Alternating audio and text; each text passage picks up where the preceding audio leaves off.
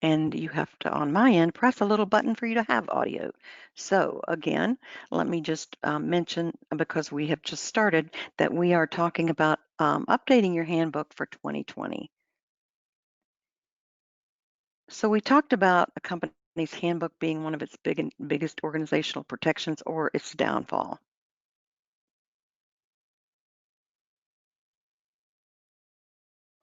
First, let's go over the basics of updating your handbook. Your company policies and procedures are the foundation or the source for writing your handbook.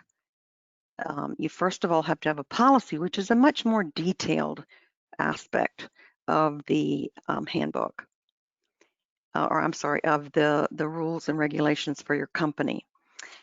Once you've looked at your policies and procedures, you can review those to determine which have changed since your handbook was last revised, and to add any policies and procedures that are missing, because you may have different issues this year or different rules that you're following, and you may not have written a policy or procedure for that yet. So make a list of, after you do that, make a list of the necessary changes for revising your handbook. So first look at your policies and procedures to make sure that that you have them all and that they're all current, and then use that as a foundation or a source for your handbook.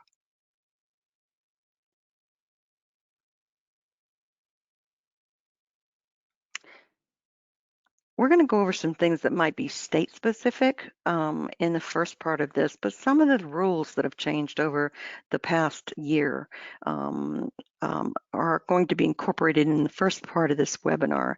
And the first we're going to address is updating reasonable accommodation policies. An employee has a right to a reasonable accommodation in the workplace, and that right is expanding. Pregnancy accommodations are becoming more of an issue.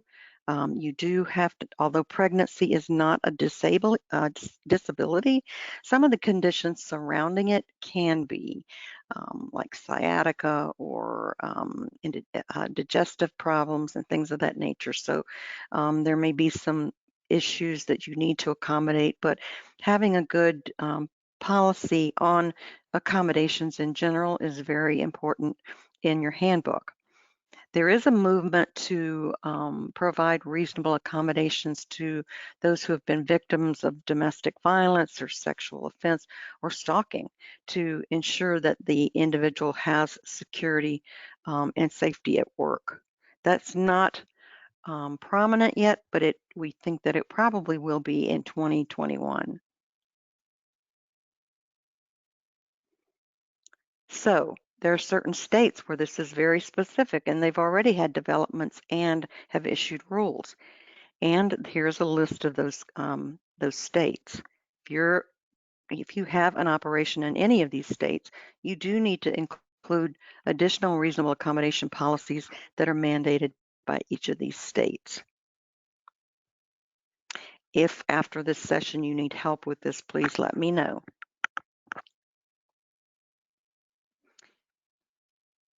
And then complying with the new and amended leave laws. This is not even including the, I guess, the FFCRA that we've been talking about, because that to me is a temporary policy, and because it's supposed to end on December the 31st of this year, I don't believe that I would include that policy for the pandemic in your handbook. I would use it as an addendum. But staying current with state and local laws regarding leaves of absence and time away from work is a big challenge for a number of employers, especially those who operate in multiple states or jurisdictions. These laws include anything from providing employees with paid sick leave to caring for a covered family member, to providing time off to vote, or serve as an emergency responder. Just as an example, employers in Dallas, Texas that have 5 or more employees must provide paid sick leave to eligible employees. This is just for Dallas, Texas. It's not for the entire state of Texas. So it is important to know your local laws and your state laws.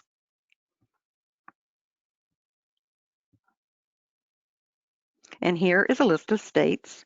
The last one on the bottom is a county, Westchester County, New York. But these actually, let's back up here. These states, you can see there are a lot more of them that have this amended leave. We see Dallas, Texas on here, but we also see Massachusetts, California, New York, Oklahoma, Utah. So they're different, and California is always probably a big one. California and Massachusetts are kind of the leaders of the pack and when things like this happen, and New York lately. So you need to pay attention to those areas if you operate in those states or those jurisdictions.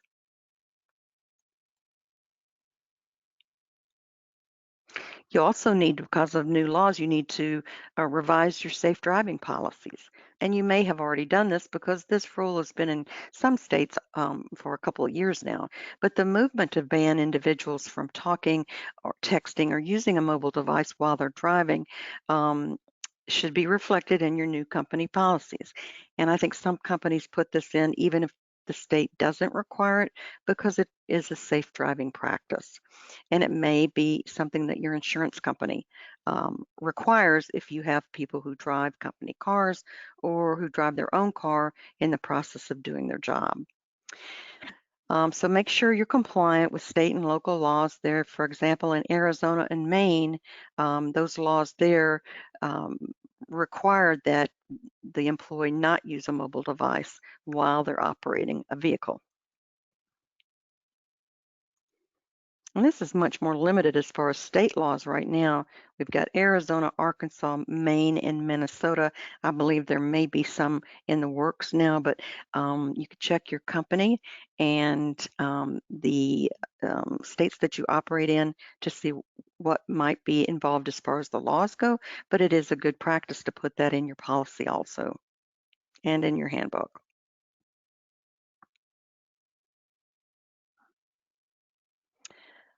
Also, looking at amending your smoke-free workplace policies. There may be some language in there that needs to be changed. States and local governments continue to respond to the e-cigarette use and the vaping. Due to the legalization of marijuana in some states, some jurisdictions are explicitly prohibiting the smoking of marijuana in places of employment, and that makes very good sense. Goes back to your drug or substance abuse policy. Employers need to ensure that their workplace smoking policies are compliant with state laws and with the rapidly changing local laws. Seems like the local laws change faster than the state laws, so pay attention to those. And then you need to make your employees and your visitors, not just your employees, but your visitors aware of such prohibitions.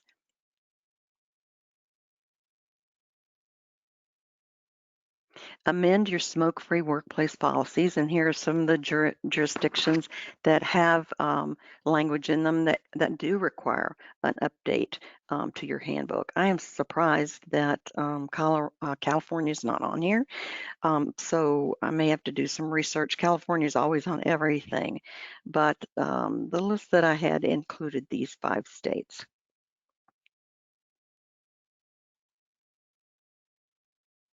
And then make sure you comply. Your policies you have laws addressing weapons in the workplace, or you have policies addressing weapons in the workplace. Review your recent developments um, that relate to the carrying and storing of weapons in the workplace. There are state laws that address what you can and can't do to lawfully restrict an employee's or visitors' possession of weapons in your workplace, including the parking lot. So make sure that you are paying attention to those rules in your policies. Employers are often required to comply with some posting requirements if weapons are not prohibited in the workplace.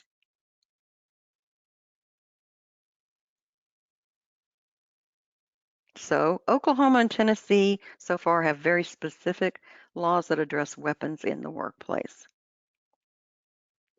And that's the Oklahoma would be the wild, wild west, I think. that in Texas.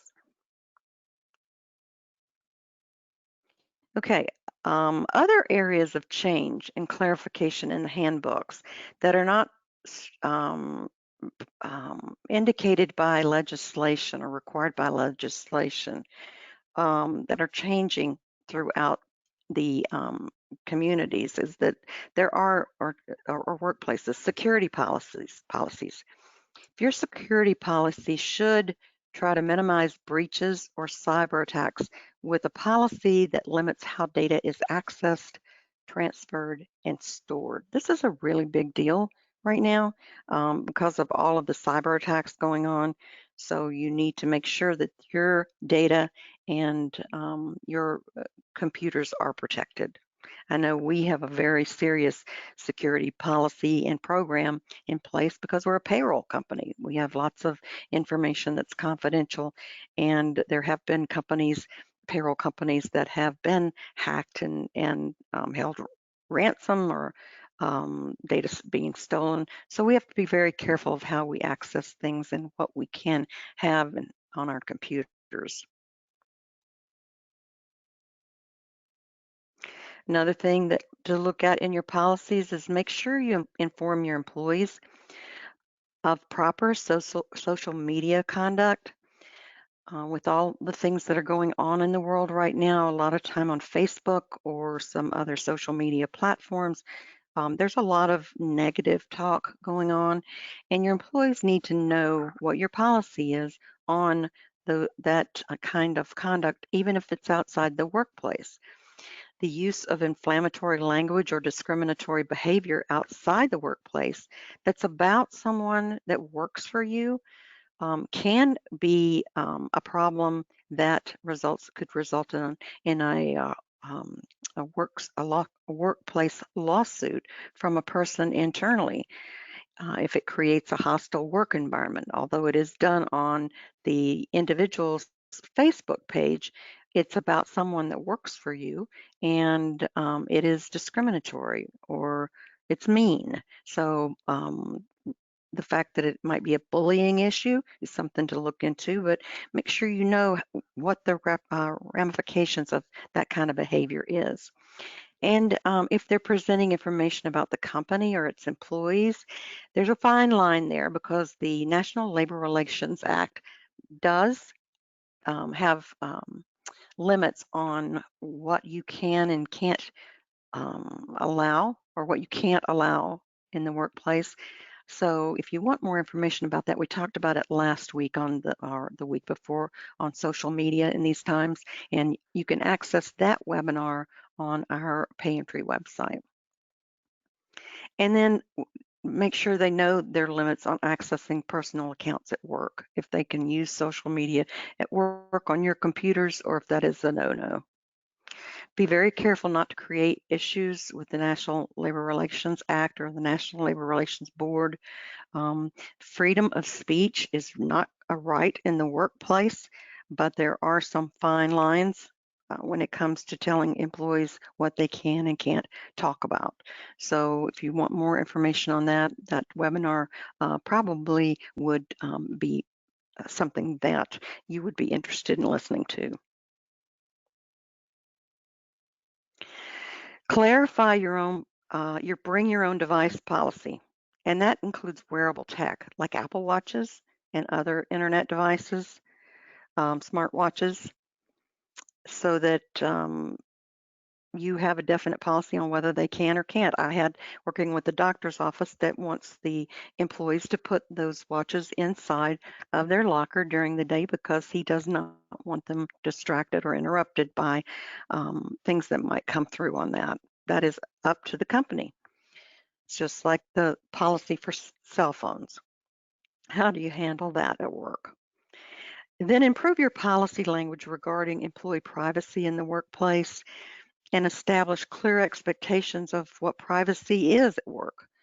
Technically, your policy should say you have access to everything. You own the building, you own the desks, you have the right to search anything at any time because it is your property, and the internet is your property unless and any information that they, use at work, or I'm sorry, any information that they put into one of your, like your internet devices or your computers or whatever, is not really private. You have the right to look at their emails. You have a right to look at their files that they have in their computer system. So just make sure employees understand what your rights are as an employer to access data that is done during working hours. If applicable, in your handbook, explain how and why employee monitoring tools are used and what you do with the information. There are call centers and other places where customer service calls are recorded, so that you can use them for evaluation purposes. If you have that sort of thing or you do that sort of thing, make sure that your employees understand that you're doing it and what you do with the information. And then make sure you add privacy information regarding biometric data that you collect for security purposes. That's fingerprints or facial scans. Clocking in and clocking out now is sometimes biometric. So if it's the case, just make sure that employees know what you're collecting and how you're using it.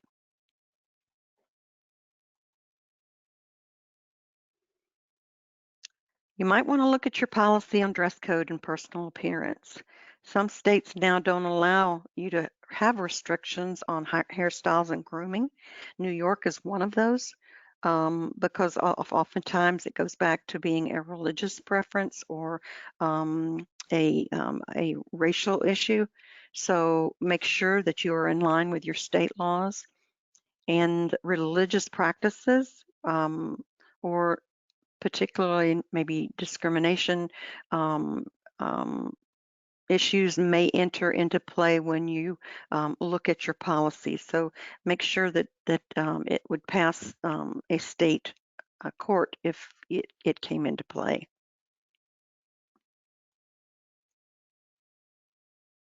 And for certain um, states, the wage theft ordinances have been passed. I mean, I know California and New York.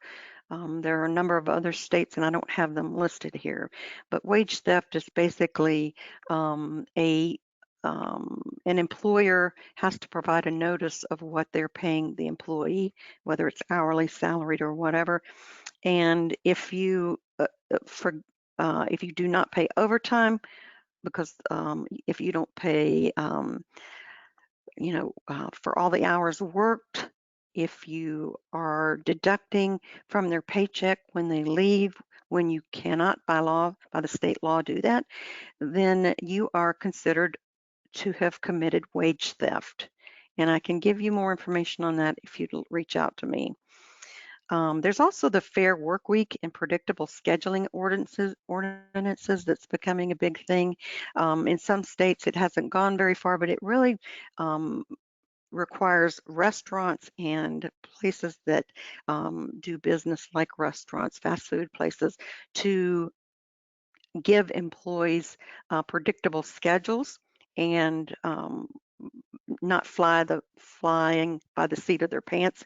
You come in today, you come in tomorrow, and then change it on them. That's basically what these ordinances are about. They are, for the most part, local issues. For example, I believe that Los Angeles and San Francisco may have something in place for this, but you can look into that, or I will help you with that. And then look at your drug testing policies, and see if you're addressing cannabis. Um, Look at whether or not marijuana is legal in your state, and you may need to change your drug testing policies to for different language that addresses that off-duty use, but on your premises, being under the influence of. So we are going to do a webinar on marijuana um, in the next few months, just to let you know which states are doing it, because it may impact other states going into the next year. So what should employers do right now? I kind of like to wrap it up each time with what your steps should be. First of all, make a list of policies and procedures that you need to update or add, and then take the time. I know that no HR people and office people and finance people who are in charge of HR don't have the time to do this, but it is very important. Communicate your changes to the handbook to all employees, and make sure that you get an acknowledgement of receipt form that is signed by them. The Also important to give employees a way to ask questions about these changes. If they don't understand them or they need some clarification, give them a way and a person to talk to get more information. And then, as I always tell HR people and anyone that deals with HR, please enforce all your policies and procedures consistently. The consistent practice of doing one thing over and over again will keep you from getting into trouble in a human resources setting. If you treat one person one way, treat everybody the same, unless there's some very, very different circumstances involved. Okay. So that's the end of the presentation. Let's talk about the questions that you might have. I have a question that is, can I get a copy of the slides? And yes, I will send this out after the presentation is over. Does North Carolina require posting on weapons that are banned in the workplace? Yes, it does. Cindy, I will send you something. And can we receive a copy of the presentation? Yes, I will do that. The last question I have here right now is, if I send the employee handbook via email, does that mitigate the need for a receipt form? I would still get a receipt. I mean, I would just want something to put in the file. Now, if you take a copy of the email that you send to each employee and put that in their file, then, or you have a list of people that you sent it to and you put that in a file with the handbook, that on this date, these people received this by email, then that's fine. You can do that electronically.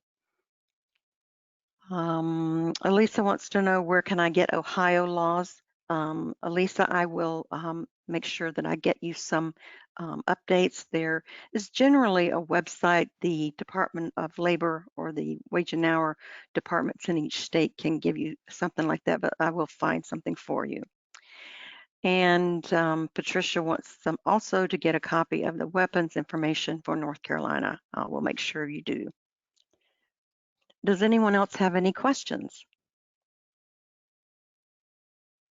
Well, just remember two things. Number one, if you have a question after this is over, then you can certainly call me, because that's why I'm here, is to answer your questions and also to help you with your HR needs. If you can't get to your handbook and you need help reviewing and rewriting your handbook to meet state law requirements, then that is one of the things that our HR Services Division does. And I will be happy to help you with that. I'm happy to give you a quote on it based on your company size and the last time that you updated your handbook. So let me know if I can help in any way. Again, if you have any questions, reach out to me, cgram@payentry.com, or HR services at payentry.com. I will get both of those. It's been a pleasure to host you today, and I hope you have a great afternoon.